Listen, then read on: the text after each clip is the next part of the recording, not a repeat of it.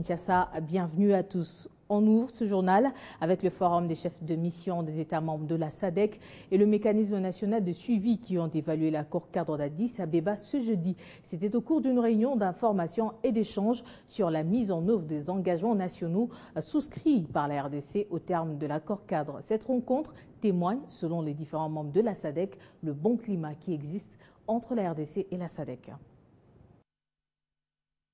Plus de 400 jours se sont écoulés depuis que l'accord cadre d'Addis Abeba a été signé pour mettre fin à la crise qui secouait la République démocratique du Congo et la région de Grand Lac.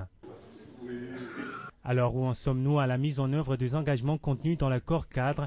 La question a fait l'objet de cette première réunion d'information et d'échange sur la mise en œuvre des engagements nationaux. We were, I think, briefing one another. Session de briefing sur le progrès qui a été réalisé concernant l'accord cadre d'Addis Abeba. Cet accord a accordé la tâche à la SADC en tant qu'un des garants de se rassurer que cet accord est entièrement mis en application. Les forums de chefs de mission des États membres de la SADC s'est dit impressionné par les avancées significatives que la République démocratique du Congo enregistre dans la mise en application de l'accord cadre. Et nous sommes entièrement satisfaits que les progrès ont été réalisés et nous, pour notre part, nous ferons de notre mieux pour s'assurer que l'accord cadre est entièrement mis en application. Satisfaite, la SADC promet son soutien aux objectifs de rétablissement de la paix et la stabilité afin de valoriser les redécollages économiques de la RDC. Dans l'actualité également, en marge des assises de l'Assemblée nationale parlementaire de la francophonie à Brazzaville, le speaker de la Chambre basse du Parlement congolais, Aubin Minakou, a tenu un discours en qualité de premier vice-président de l'APF, dans lequel il interpelle les pays pollueurs à soutenir les efforts fournis par les populations pour lutter contre le réchauffement climatique. Les changements de comportement s'imposent face aux dangers qui guettent l'humanité afin d'éviter les calamités. La région Afrique de la BEF salue la tenue de la présente conférence parlementaire francophone sur les changements climatiques, dont l'objectif est notamment d'évaluer les résultats de la conférence de Varsovie, de discuter des attentes des Africains en prévision des conférences de New York et Lima cette année et de Paris en 2015 et de formuler des suggestions sur les projets de contribution au niveau national et régional. Les pays du bassin du Congo ont privilégié les mesures de réduction des émissions de gaz à effet de serre résultant de la déforestation et de la dégradation des forêts. Deuxième plus grand massif forestier après le bassin d'Amazonie, une réserve de carbone d'importance mondiale pour la régulation du climat et un refuge pour la préservation de la biodiversité.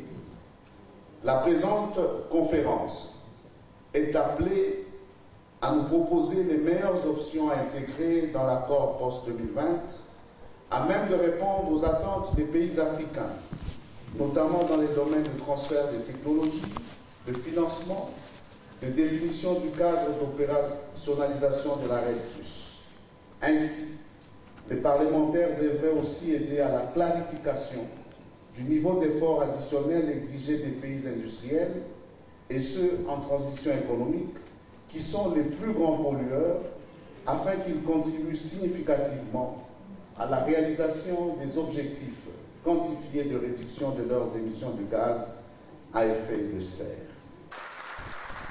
Et puis, audience jeudi au Palais du Peuple, Aubin Minakou a échangé avec Marie-Christine Saragosse, présidente générale de France Média Monde. Celle-ci, venue expliquer au président de la Chambre basse du Parlement le bien fondé de leur descente à Kinshasa pour l'organisation des émissions à caractère économique, cela pour démontrer les efforts fournis en Afrique pour la croissance économique.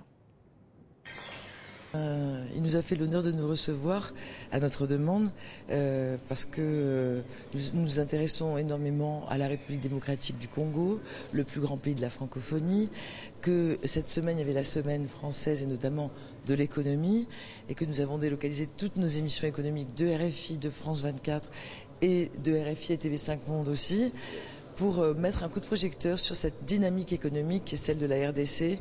Nous, on a envie de resserrer nos liens avec la RDC, d'être plus présents aussi en matière de coopération, de formation. On a beaucoup de projets actuellement, y compris avec l'Union européenne. Et on voulait lui témoigner que nous sommes des médias amis et des médias très investis dans ce pays, non seulement pour être aux côtés des Congolais, mais aussi pour porter la voix des Congolais sur les 5 continents où nous sommes présents dans 14 langues. On a parlé un peu aussi de la fin de la session parlementaire et des sujets pendant au Parlement. On a fait beaucoup de sujets et je crois de belles émissions. Dès demain, 14h15 sur France 24, et puis ensuite samedi sur RFI, et puis dimanche sur RFI. Merci beaucoup. Au revoir, au revoir, au revoir. Justice à présent, humanisation de la police nationale congolaise par le renforcement des capacités sur le respect des règles minima des droits de l'homme applicables aux personnes privées de liberté. C'est le thème de la journée de sensibilisation des commissaires, sous-commissaires et brigadiers de police. Journée animée par le vice-ministre de la Justice et Droits humains, Magui Sakina, ce dont l'objectif d'améliorer, mieux de changer les conditions des détenus dans le strict respect des droits de l'homme. Suivez. Les détenus dans des prisons ou cachots congolais pourront désormais y vivre dans des conditions requises par la loi. Une lutte que mène la vice-ministre de la Justice et des Droits humains, Magui Sakina, avec l'appui du Bureau conjoint des Nations Unies de droits de l'homme. D'où l'organisation de cette journée de sensibilisation à l'intention des commissaires, sous-commissaires et brigadiers de police. Nous avons trouvé des billets d'écrou griffonnés sur des papiers duplicataires, s'il vous plaît. En lieu et place des procès verbal de saisie des prévenus. Nous avons trouvé des détenus sans documents, détenus sans documents. Nous avons trouvé des détenus dont on a dépassé largement les délais de détention. Nous visons la police parce que c'est la police qui est à la base de plusieurs détentions avant que le dossier soit transmis au parquet. Après la visite de la vice-ministre dans différents sites de détention et le constat des mauvaises conditions de détention, un profond changement s'avère nécessaire.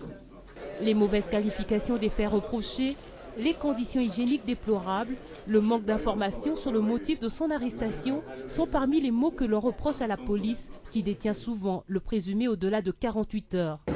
Nous avons déploré les constats faits par son Excellence Madame la vice-ministre et les responsables du bureau conjoint des Nations Unies de l'homme, ceux qui ont fustigé, remarqué dans les cachots amicaux qu'ils ont visités. Nous veillons aussi à ces conditions aussi de notre côté améliorées, non seulement la qualité de nos agents, mais aussi les conditions dans lesquelles nous pouvons mettre nos engagements. Après cette journée de sensibilisation, un comité de suivi sera mis en place. La finalité sera l'amélioration des conditions de détention des détenus.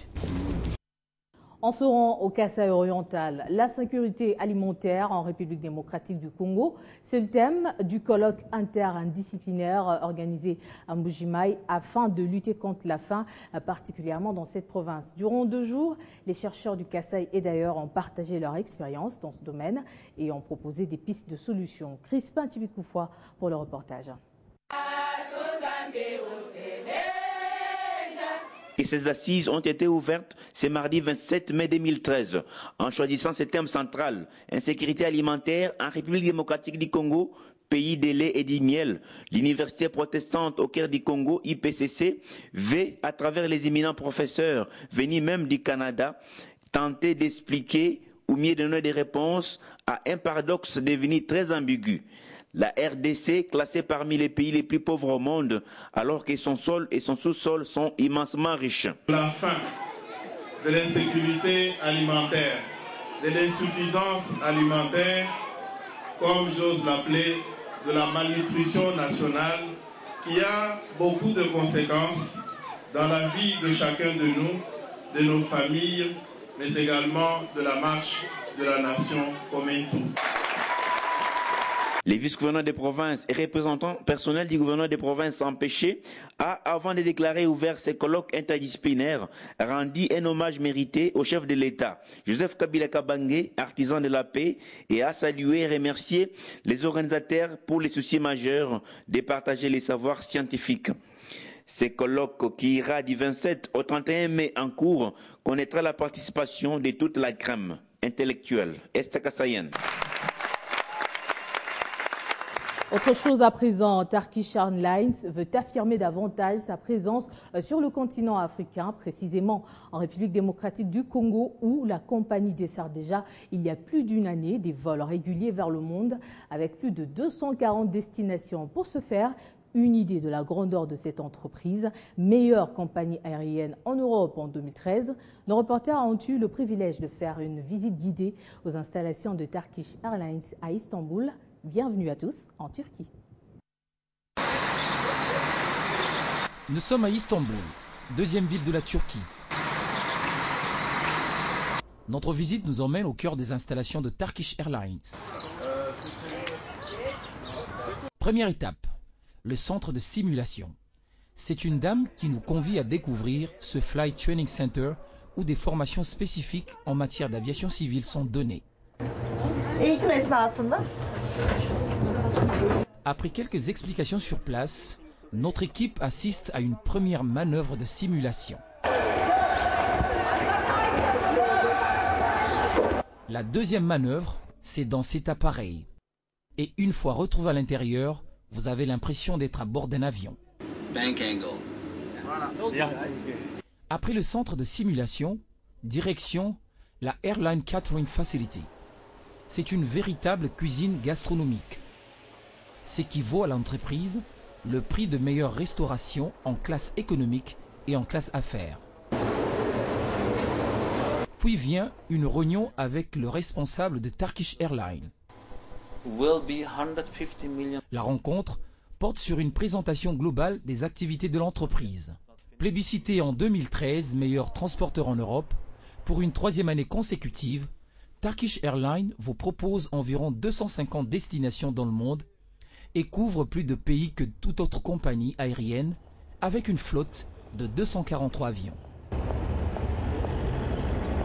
De la culture, du 19 au 26 juillet prochain se tiendra le 14e Festival national de Gungu et la présidente de cette représentation artistique a été reçue en audience par le vice-premier ministre, ministre du budget, Daniel Mukoko Samba, cherchant l'implication du gouvernement après la tournée de sensibilisation et d'invitation des artistes traditionnels à travers les pays de la région des Grands Lacs.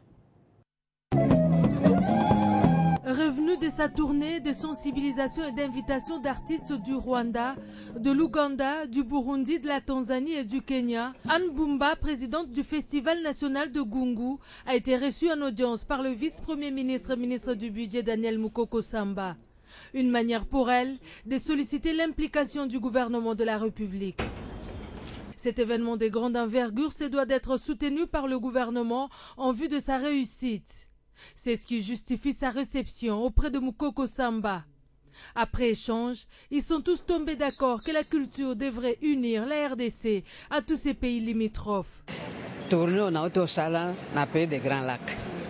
Yamana ko yebisaye, ndeni ne lekaki, ndeni bayambingai, baza osenga pe bango, tokende na bango yamana ko yebisaye. Une particularité pour cette édition, le rapprochement du Nord et du Sud. Cette édition tient à unir les frères et sœurs meurtris du territoire national. Vous savez que notre pays a connu des petites difficultés, surtout à l'Est où nous allons nous produire. C'est un pays, en fait, une zone post-conflit.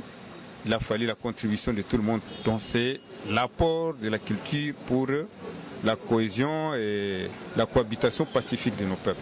À travers ces festivals, les organisateurs tiennent à attirer les opérateurs économiques et culturels pour la promotion de la culture congolaise et ainsi démontrer à la face du monde que la paix est réellement retrouvée grâce au leadership de Joseph Kabila. Ouvrons notre page sportive à présent. Coupe du Congo de football. Le Daring Club Motema Pembe ne jouera pas la finale de la 50e édition de cette compétition.